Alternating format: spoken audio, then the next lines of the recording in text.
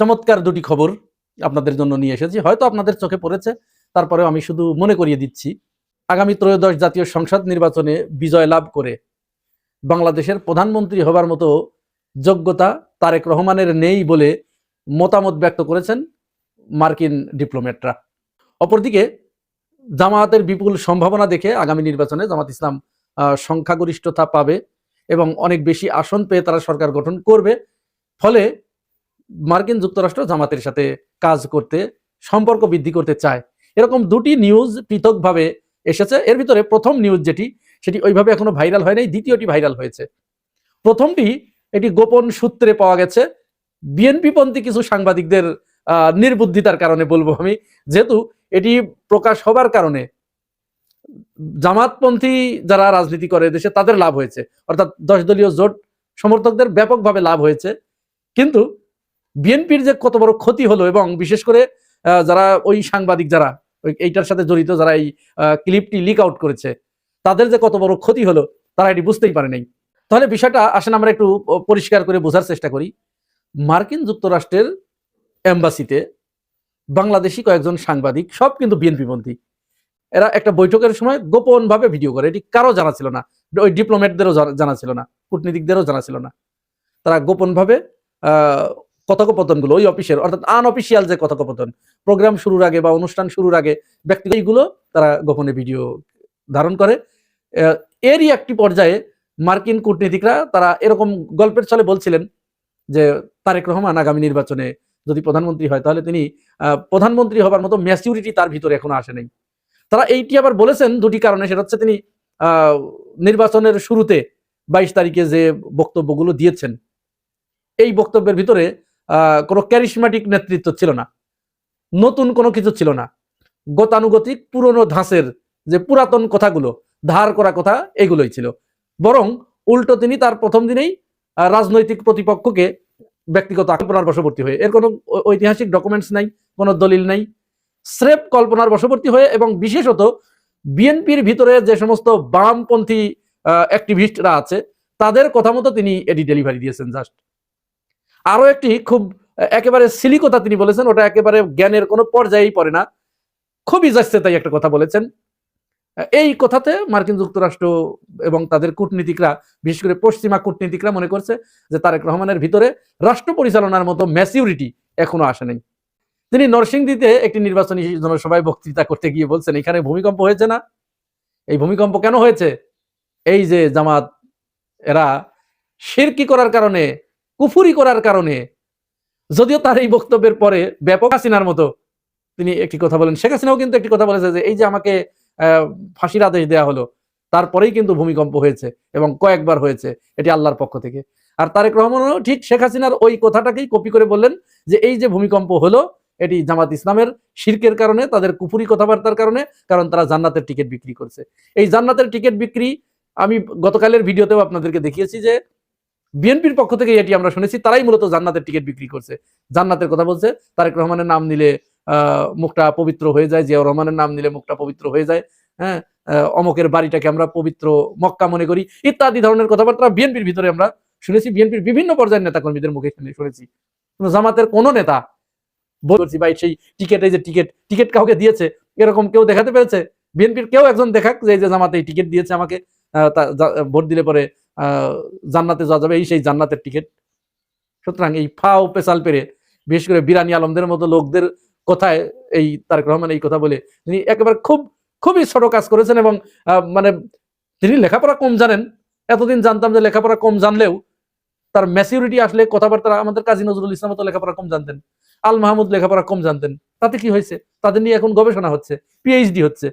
যাই হোক, এই কথা বলার পরে যখন মার্কিন যুক্তরাষ্ট্র মতামত ব্যক্ত করলেন যে তাকে আমরা এই মুহূর্তে যোগ্য মনে করছি না, এইটা আবার বিএনপি পন্থী কিছু সাংবাদিক তারা যে ওই গোপন কথাবার্তাকে বাইরে ক্লিপ আকারে ছেড়ে দিয়েছে।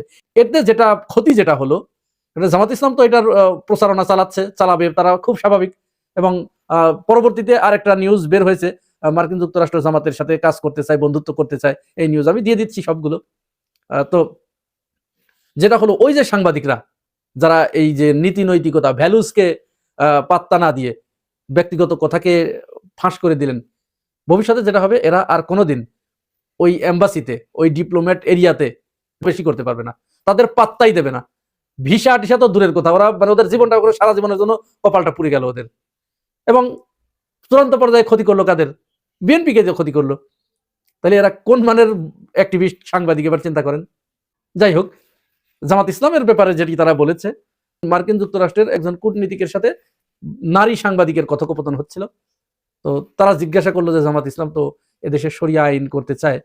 মার্কিন যুক্তরাষ্ট্রের ওই কূটনীতিক তখন বলেছেন যে তারা যদি শরিয়া আইন করতে চায় তাহলে আমরা তাদের বিষয়ে অন্যভাবে চিন্তা করব, কিন্তু যেহেতু তারা বলছে যে তারা শরিয়া আইন করবে না এবং তারা গণতন্ত্রের ভিতরেই থাকতে চাচ্ছে, যথেষ্ট সংখ্যক বেশি আসন পাবে, তাদের জনপ্রিয়তাও পূর্বের চেয়ে ব্যাপক পরিমাণে বৃদ্ধি পেয়েছে, সুতরাং তারা ক্ষমতায় আসলে মার্কিন যুক্তরাষ্ট্র তাদের সাথে বন্ধুত্ব করতে চায়। এটি কিন্তু রাজনীতিতে এক ধরনের বার্তা, এটি পরিষ্কার বার্তা। কিন্তু এটি সামান্য একটু বিশ্লেষণ করলেই এখান থেকে আগামীর সবকিছু পরিষ্কার হয়ে যায়, পানির মতো পরিষ্কার হয়ে যায়। মার্কিন যুক্তরাষ্ট্র এই কথাগুলো কখন বললেন? যখন দেখুন জামাতের নেতৃত্বের ব্যাপারে, জামাতের ক্ষমতায় আসার ব্যাপারে মডেল অভিনেত্রী যারা মানে অনেকটা নিজেদেরকে খোলামেলা রাখতে পছন্দ করেন, ড্রেস পরতে চান না, নিজেদেরকে স্বাধীন মনে করেন, জামাত আসলে তাদের সেই স্বাধীনতা খর্ব হবে, তাদের উপরে ড্রেস চাপিয়ে দেবে, বোরকা পরতে ধ্যান ধারণা যাদের, সেই তারা পর্যন্ত এবার জামাত ইসলাম ক্ষমতায় আসুক সেটি চাচ্ছে, মনে প্রাণে চাচ্ছে। এই যে মেয়েটির ভিডিওটা একটু দেখুন। আমি কিন্তু মন থেকে চাই জামাত আসুক, ব্যাপারটা আসলে হাস্যকর লাগবে, বাট আমি আসলে মন থেকে চাই জামাত আসুক, দেশটা একটু ঠিক হোক। জামাত কেন আসুক? জামাত আসলে দেশটা ঠিক হয়ে যাবে, তাই আমি সেটা চাই। আমি পড়বো না, আমি চাই, আমি পড়বো না, আমি শাসন চাই। জামাত আসলে তারপরে এই পোশাক পরতে পারবে না। জামাতের কোন দিকটা আপনার ভালো লাগে? জামাতই ভালো লাগে, জামাতই ভালো লাগে, আমার কোনো দিক ইয়ে নাই।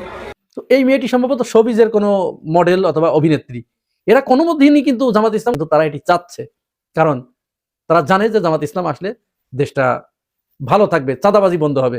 এটি বলারও অন্যতম কারণ আছে, আমি সেটাও দেখাচ্ছি আপনাদের। এর আগে আমরা অভিনেত্রী বাঁধনের কাছেও, কিন্তু বাঁধন একটি চ্যানেলে গিয়ে সাংবাদিকরা যখন তাকে প্রশ্ন করলো, সে বলছে না, প্রয়োজনে আমরা আমাদের এই পেশা ছেড়ে দেবো, পোশাক পরবো, প্রয়োজনে বুরকাই পরবো, তবুও জামাত ইসলাম ক্ষমতায় আসুক, কারণ তারা না আসলে এই দেশ কোনোদিনও ভালো হবে না, কোনোদিনও ঠিক হবে না। এটি বলার অন্যতম কারণ হচ্ছে তারেক রহমান যে অনেক বড় প্রতিশ্রুতি নিয়ে, তিনি কি চাঁদাবাজি নিয়ন্ত্রণ করতে পেরেছেন?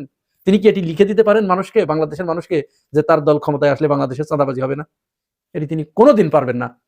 কারণ আওয়ামী লীগ চলে গেছে, আওয়ামী লীগের শূন্য স্থানটা বিএনপির নেতাকর্মীরাই তো দখল করেছে, তারাই তো এখন চাঁদাবাজিগুলো করছে। এবং কিভাবে চাঁদাবাজি করছে দেখুন আপনারা। দিনাজপুরের যুব দলের নেতা হান্নান সরকার প্রকাশ্য দিবালোকে চাঁদা না পেয়ে দেখুন একজন ব্যবসায়ীকে কিভাবে তাকে হত্যা করতে উদ্যত হয়েছে দেখুন।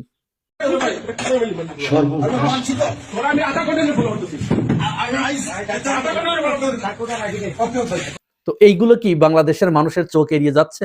বাংলাদেশের মানুষ কি এত আলাভোলা? তারা এগুলো বিচার বিশ্লেষণ করবে না? এটি তো চিন্তা করার কোনো কারণ নাই, এটি ভাবার কোনো কারণ নাই। একের পর এক এই ধরনের ঘটনা ঘটেই যাচ্ছে। শুধু তাই নয়, যে জামাত ইসলামকে এত খারাপভাবে আপনারা উপস্থাপন করছেন। আচ্ছা, 5 আগস্টের পরের কথাই বলি। 5 আগস্টের পরে জামাত ইসলাম কারোর সাথে মারামারি করেছে এরকম একটা নজির আছে? দেখাতে পারবেন? নাই তো। তাহলে মানুষ এগুলো কি মূল্যায়ন করছে না, দেখছে না? অপরদিকে বিএনপি নিজেরা আধিপত্য বিস্তারকে কেন্দ্র করে এ পর্যন্ত প্রায় 200 উইকেট পার হয়ে গেছে, 200-র উপরে উইকেট তাদের পড়ে গেছে। এটি বাংলাদেশের মানুষ দেখছে না? আবার বিএনপির যারা ক্যান্ডিডেট, এরা তো হাই র্যাঙ্কের মানুষ, এরা নিচের দিকের মানুষকে মানুষই মনে করে না। মির্জা আব্বাসের সাথে একজন হ্যান্ডশেক করতে গেছেন, তিনি আবার হ্যান্ডশেক করার পরে হাতটা আবার একটু দেখছেন যে কিছু লেগে গেল কিনা। আবার আব্দুল্লাহ আল মিন্টু দেখুন, তার বক্তব্য শুনুন। একজন সমর্থককে, তার পক্ষে যখন সমর্থকরা মিছিল দিচ্ছে, স্লোগান দিচ্ছে, তখন তিনি দেখুন ভাষাটা